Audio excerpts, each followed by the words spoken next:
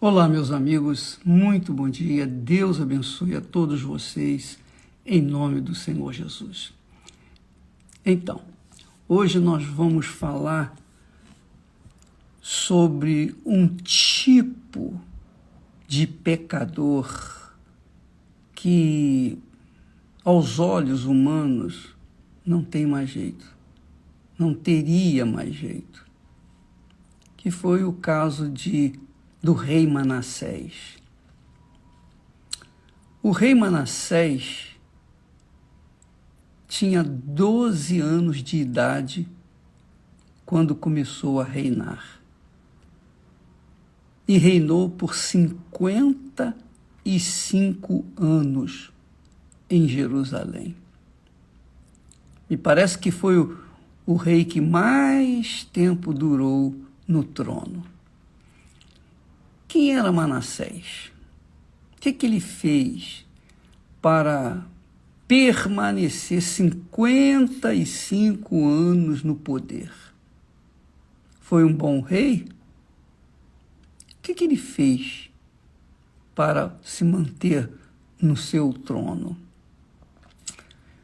Nós vamos verificar, se você quiser acompanhar comigo, no livro de 2 Crônicas, capítulo 31.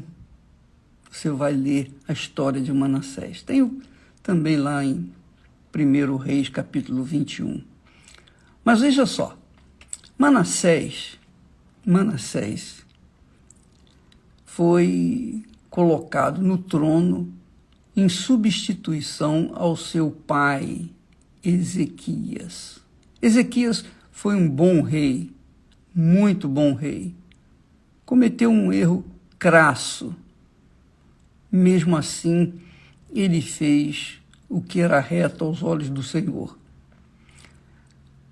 E mesmo tendo cometido um erro crasso, ele não foi poupado, não. Não foi poupado, não, porque depois veio uma profecia que depois de sua morte, a sua terra iria ser invadida pelos inimigos. Mas ele, durante em vida, foi um excelente rei. E só pelo fato de ter mostrado aos inimigos o seu tesouro, ele perdeu tudo, quer dizer, os filhos dele perderam tudo. Mas o filho dele, Manassés, é o nosso assunto aqui. Então, 55 anos durou Manassés no poder. 55 anos. O que ele fez? Bom, primeiro, diz o texto sagrado que ele tornou a edificar, construir os altos que o seu pai Ezequias tinha derrubado. Ezequias tinha acabado com a idolatria em Jerusalém. Ele tinha acabado com a idolatria. Agora vem o seu filho, Manassés, e torna a edificar esses altos, onde eram feitos prostituições cultuais, e levantou altares para os Baalins, que é o que acontece no mundo inteiro, né? As pessoas têm os seus Baalins, têm os seus altares aos outros deuses, aos deuses de pau, de pedra, de metal, que tem boca, mas não fala, tem ouvidos, mas não ouvem, tem pernas, mas não andam, precisam das pernas dos viventes, precisam das pernas dos viventes, dos que sofrem o inferno, para poderem se movimentar. E isso aí é extremamente estúpido, porque como que eu vou carregar uma imagem que obviamente contraria a palavra de Deus e vou me inclinar perante essa imagem se ela pelo menos não tem pernas para andar e me ajudar. Se ela não tem pernas para me ajudar, se as mãos delas são de pedra, de ferro, de metal, de ouro, seja lá o que for, essas imagens, elas não têm nenhum poder para me levar, para me proteger, porque elas são de pau, de pedra, de metal. Como é que eu vou confiar a minha vida a uma imagem? E na hora que eu tenho que fazer mudança, que eu tenho que mudar de casa, eu tenho que levá-las debaixo dos braços. Não dá. Então, o rei Manassés, ele reconstruiu os altares que o seu pai havia derrubado. Seu pai acabou com a idolatria, mas ele veio e a reconstruiu novamente.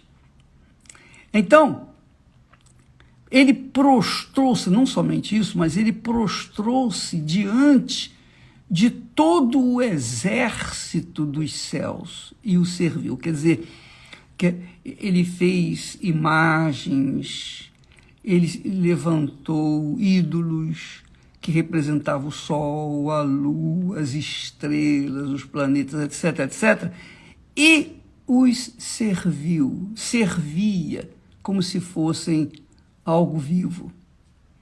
Além disso, edificou altares na casa do Senhor. Olha só, olha que insulto que Manassés cometeu. Ele insultou Deus nos seus limites. Insultou. Tudo que ele podia fazer de insulto, de agressão a Deus, ele fez. Construiu altares dentro da casa do Senhor. É como se, por exemplo, o templo de Salomão foi erguido para a glória de Deus. Só o nome do Senhor está lá. O nome do Senhor está lá. Santidade ao Senhor. O nome de Jesus em hebreu está lá. Imagine se nós levantássemos no templo, dentro do templo de Salomão, altares ao Deus A, B ou C, ao ídolo A, B ou C, e levássemos o povo a cultuar esses deuses. Seria no mínimo, um insulto face a face a Deus. Pois foi isso que Manassés fez. Ele foi o pior dos reis, em termos de idolatria. Então, na casa do Senhor, ele edificou um exército de ídolos, um monte de ídolos. E diz mais, que ele queimou seus filhos no fogo.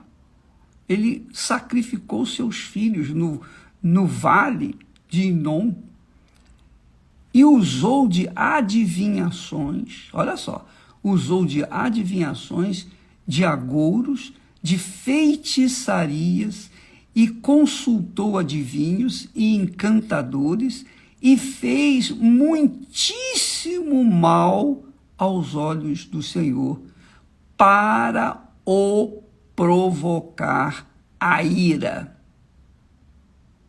Quer dizer, Manassés fez tudo consciente. Ele conhecia o Deus de Abraão, de Isaac e de Israel, o Deus dos seus pais. Mesmo assim, conscientemente, ele provocou a ira de Deus. E tem mais. Também pôs uma imagem de escultura do ídolo que tinha feito na casa de Deus, da qual Deus tinha falado a Davi e a Salomão: nesta casa em Jerusalém, que eu escolhi de todas as tribos de Israel, porei o meu nome para sempre. Então, ele misturou o nome de Deus com os ídolos que construiu dentro da casa do Senhor. A verdade é que diz que Manassés fez Judá e os moradores de Jerusalém pior do que as nações incrédulas, pagãs, tinham feito e que, por conta disso, foram destruídos diante dos filhos de Israel. Quer dizer, Manassés foi o sujeito, digamos, depravado, não só moralmente, mas o pior, depravado espiritualmente. Por que eu estou falando isso? Bispo, por que o senhor está ensinando isso? Eu estou ensinando isso porque a história se repete, minha amiga e meu amigo. A história se repete. Essa é a verdade.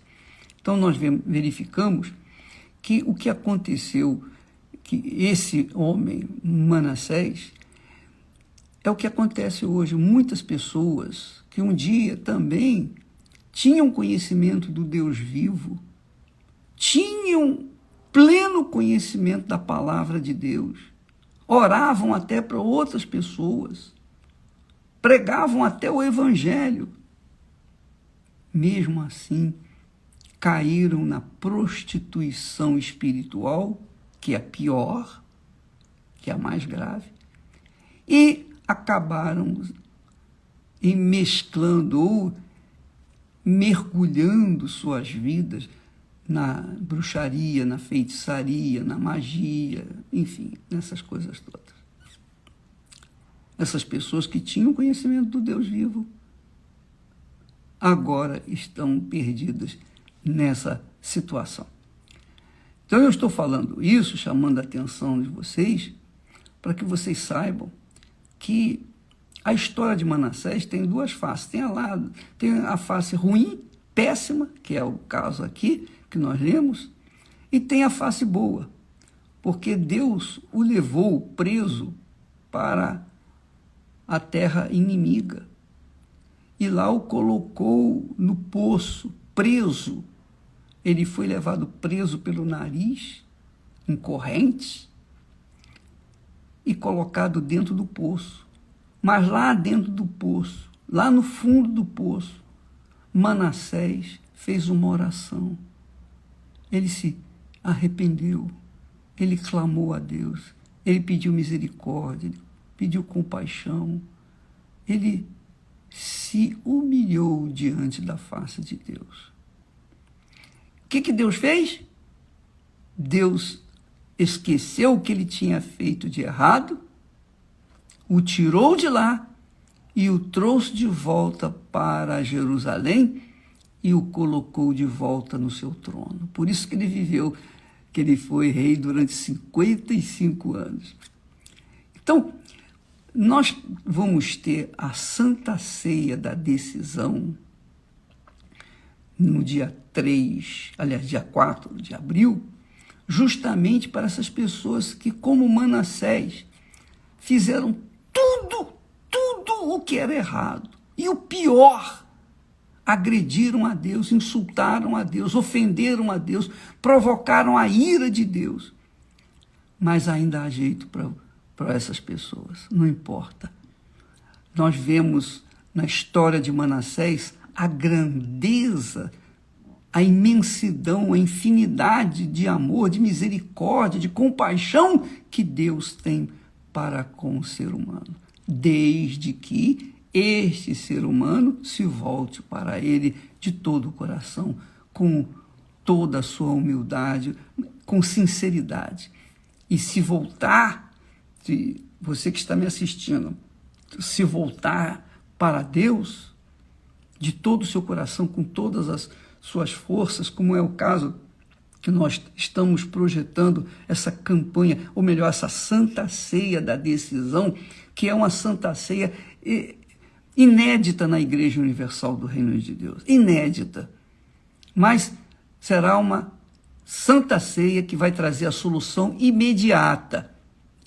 Eu estou prometendo, vai trazer uma solução imediata. No dia 4 de abril, na Santa Ceia da Decisão, vai trazer uma resposta de Deus imediata para os que dela participarem. Claro, fique bem claro, se houver hipocrisia, fingimento, nem venha que não vai acontecer nada.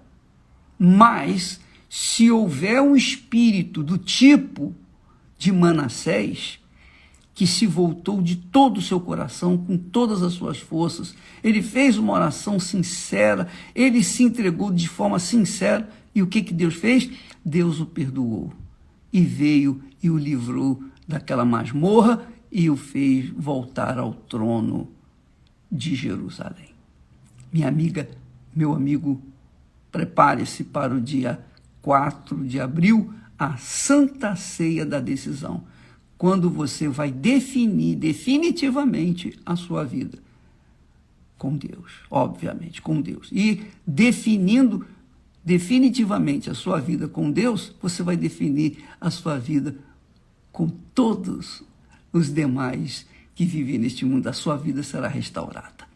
É isso mesmo. Nós vamos ter a Santa Ceia da Decisão. A Santa Ceia do retorno do filho pródigo, digamos assim.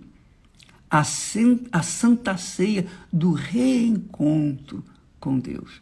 Você é o nosso convidado. Amanhã vamos falar mais a respeito de Manassés, porque é uma história extremamente importante para que nós venhamos colocar as barbas de molho. Deus abençoe em nome do Senhor Jesus. Amém.